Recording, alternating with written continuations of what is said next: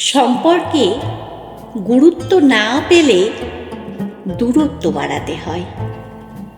দূরত্ব বেড়েও যদি গুরুত্ব না পাওয়া যায়, তখন বুঝে নেবেন অপর মানুষটা দূরত্ব চেয়েছিল, গুরুত্ব নয়। মাঝে মধ্যে সম্পর্কগুলোতে একটু গ্যাপ রাখা উচিত, স্পেস থাকা উচিত। এই গ্যাপ কিংবা স্পেস থাকার পরেও যদি অপর মানুষটার গুরুত্ব না পাওয়া যায়, তখন দ্বিগুণ দূরত্ব বাড়িয়ে দিন।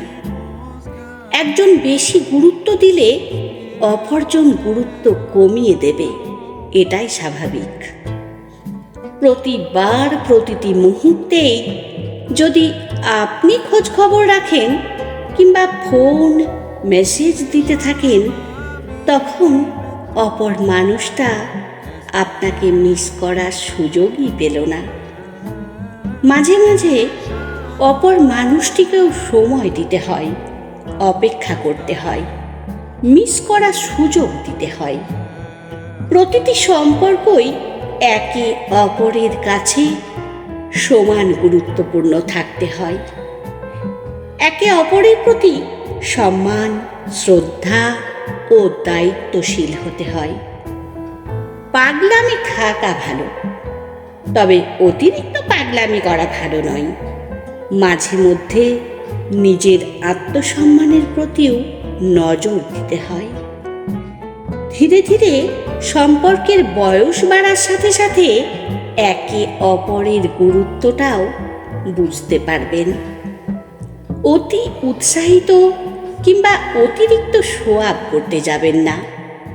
প্রাইভেসি বজায় রাখতে শিখুন। যে আপনার, সে দূরত্ব বাড়িয়েও কখনো গুরুত্ব কমাতে চাইবে না, বরং তার পাগলামি বেড়ে যাবে দূরত্ব বেড়ে যাওয়ার কারণে। সে মন খারাপ করবে। যে পাগলামি শুরু করে দেবে, তাকে বিশ্বস্ততার সাথে কাছে টেনে নিন। আর যার কোনো প্রতিক্রিয়া নেই, তার থেকে দূরে সরে আসুন। তাই মাঝে মধ্যে নিজের মনকে স্থির রাখতে শিখুন।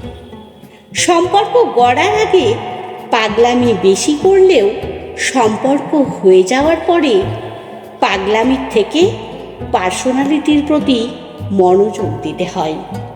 মনে রাখবেন, ব্যক্তিত্ব সম্পন্ন মানুষের প্রতি মানুষ বরাবরই আকৃষ্ট থাকে।